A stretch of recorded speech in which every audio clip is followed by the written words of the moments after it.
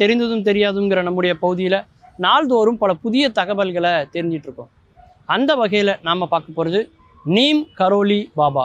சமீபத்தில் இந்தியாவில் நடந்த கும்பமேளாவில் திரிவேணி சங்கமத்துக்கு நீராடுறதுக்காக வந்திருந்தவங்க தான் ஸ்டீவ் ஜாப்ஸினுடைய மனைவி பாவல், அவங்க பேர். அவங்க பிறப்பால் கிறிஸ்தவராக இருந்தாலும் அவங்க காவி உடை அணிந்து கொண்டு கழுத்தில் ருத்ராட்ச மாலை சூடிக்கொண்டு அவங்க இந்து தர்மத்துப்படி அவங்க ஏற்றுக்கொண்ட பேர் என்ன அப்படின்னா கமலா. அவங்க அங்கே நீராடுறாங்க. இந்தியா முழுக்க அதை வரவேற்றாங்க. உலகமே அது ஒரு அதிசய நிகழ்வாக பார்த்தாங்க. என்ன காரணம் அப்படின்னு பார்க்கும்போது, இந்த நூற்றாண்டினுடைய கையடக்க கண்டுபிடிப்புகள், கையடக்க கருவிகளினுடைய ஒரு நாயகன், கதாநாயகன் அப்படின்னு வர்ணிக்கப்பட்டவர் யார் அப்படின்னா ஸ்டீவ் ஜாப்ஸ்.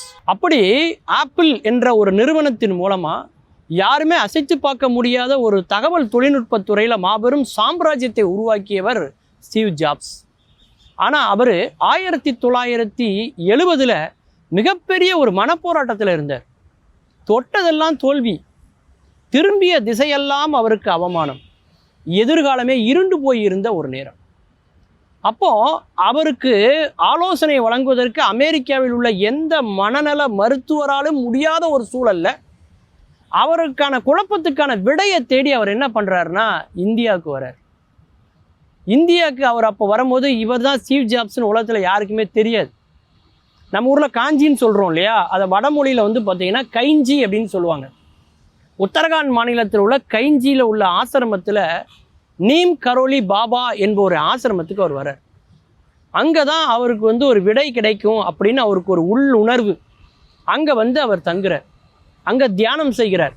அதன் பிறகு அவருக்கு ஒரு பெரிய ஒரு மன தெளிவு பிறகு வாழ்க்கையில் என்ன பண்ணணும் என்ன பண்ணக்கூடாது அப்படிங்கிற ஒரு சிந்தனை அவருக்கு அங்கே தான் பிறக்குது. அந்த ஆசிரமத்தில் கொஞ்சம் ஆண்டுகளுக்கு முன்பு தான் நீல் கரோலி பாபா இயற்கை எழுதினார். அப்போது அவருடைய ஜீவசமாதி இருக்கிற அந்த இடத்துல இவர் வணங்குறாரு. அப்போது அவருக்கு வழங்கப்பட்ட பிரசாதம் என்ன அப்படின்னா ஆப்பிள். அந்த ஆப்பிளை தன்னுடைய அமெரிக்க தேசத்துக்கு தன்னோட எடுத்துகிட்டு போகிறாரு. அவருடைய மேசையில் வைக்கிறார். வச்சு அதன் பிறகு அவர் தொடங்க போட நிறுவனத்துக்கான லோகோ ஐக்கான் என்ன அப்படின்னா அந்த ஆப்பிள். எந்த ஆப்பிள் அவருக்கு இந்தியாவில் வழங்கப்பட்டதோ அந்த ஆப்பிளையே தன்னுடைய நிறுவனத்தின் அடையாளமாக வைத்து அவர் அந்த தொழிலை துவங்குகிறார். அதிலிருந்து 15 ஆண்டு காலம் உலகத்தில் யாருமே தொட முடியாத ஒரு மாபெரும் உச்சத்தை தொட்டவர் யாருன்னா நம்முடைய ஸ்டீவ் ஜாப்ஸ் அவர்கள். அவர் திருமணம் செய்து கொண்ட பெண்ணோட பெயர் தான் பாவல். அவங்க ஏன் சமீபத்தில் இந்தியாவுக்கு வந்தாங்க அப்படின்னா, அவங்க தன்னுடைய கணவனுக்கு தர்ப்பணம் கொடுக்கணும் அப்படிங்கிறதுக்காக புனிதமாக இருக்கக்கூடிய இந்தியாவினுடைய அந்த நதியில் இறங்கி அவங்க தர்ப்பணம் கொடுத்தாங்க. ஸ்டீவ் ஜாப்ஸ் மட்டும் இல்லைங்க, ஃபேஸ்புக்கை தொடங்கின மார்க் அவர்களாக இருக்கட்டும், ட்விட்டர் நிறுவனமாக இருக்கட்டும், இப்படி பல சமூக ஊடகத்தலங்களில் உள்ளவங்களுக்கும் பல பிரச்சனைகள் வந்துக்கிட்டே இருக்குதுன்னு நம்ம பார்க்குறோம். 2015 வருஷம் ஃபேஸ்புக்கின் உருவாக்கின மார்க் அவர்களுக்கு ஒரு பிரச்சனை வந்தது. அதாவது தகவல் ஊடறுப்பு சம்பந்தமான ஒரு விமர்சனத்துக்கு அவர் உள்ளாரார். அப்போ அவரும் வந்த இடம் எது அப்படின்னா இந்த நீல் கரோலி பாபாவினுடைய ஆசிரமம் தான். அப்படி அவர் பிறப்பால் ஒரு யூதராக இருந்தாலும் கூட, அவர் கிறிஸ்துவ சமயத்தை சார்ந்தவராக இருந்தாலும் கூட, நீல் கரோலி பாபாவுடைய ஆசிரமத்துக்கு அவர் தியானம் செய்து விட்ட பிறகு அந்த பிரச்சனை அப்படியே மாயமாகி போய்விட்டது. நீங்களாம் கூட கேள்விப்பட்டிருப்பீங்க, அந்த முகநூலில் இருக்கப்பட்ட பிரச்சனை அதெல்லாம் அவர் கண்ணு முன்னாடியே காணாமல் போச்சு. அப்படி பல அற்புதங்களை நிகழ்த்தின இடம் அந்த இடம்.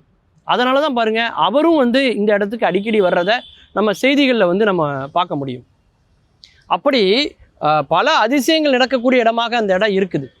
அதே மாதிரி நம்முடைய ட்விட்டராக இருக்கட்டும், இந்த மாதிரி பல பிரச்சனைகளை அது கண்ணு முன்னாடி காற்றுல கரைஞ்சு போகிற மாதிரி அந்த இடம் இருக்குது அப்படிங்கிறத அவங்க உணர்றாங்க. அதுலேருந்து என்ன தெரியுதுன்னா, இந்து தர்மம் என்பது இந்துக்களுக்கு மட்டும் உரியதல்ல, மனித குலத்துக்கே பொதுவானது அப்படிங்கிறத நாம் இதிலேருந்து புரிஞ்சுக்கலாம்.